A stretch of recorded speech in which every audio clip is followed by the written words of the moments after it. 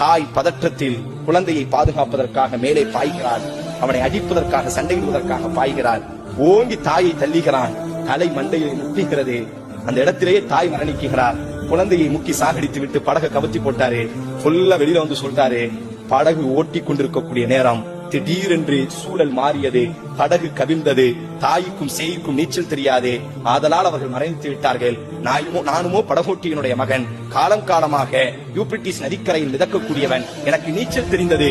ஆதலால் நான் தப்பித்து விட்டேன். உலகம் அனைவரும் நம்பினார். யாரும் மறுக்கவில்லை. பேசிய வார்த்தை மிக தெளிவானது. மிக தெளிவாக ஆதாரத்தை கொண்டு வந்து வைத்தார். உலகமே நம்பியது, கூஃபா நகரமே நம்பியது. ஆம், உண்மைதானே. அவர்களுக்கு நீச்சல் தெரியவில்லை, அதனால் மரணித்து விட்டார்கள். படகோட்டிக்கு நீச்சல் தெரிந்தது, ஆதலால் தப்பித்து விட்டார். அதற்கு பிறகு அந்த படகோட்டி சொல்றாரு, அதுக்கு பிறகு எனக்கு அங்க இருக்க மனசு இல்ல.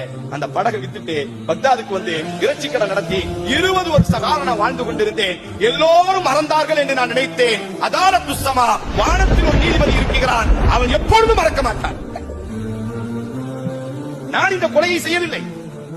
இந்த கொலைக்கும் எனக்கு எந்த சம்மதமும் இல்லை. ஆனால் 20 வருடத்திற்கு முன்னால் நான் ஒரு அநீதம் செய்தேன் அல்லவா?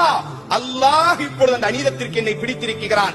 அன்று செய்த ஒரு பாவத்திற்கு அல்லாஹ் அன்றைக்கு கணக்கெடுத்தான், இன்றைக்கு கணக்கு தீர்த்திருக்கிறான்.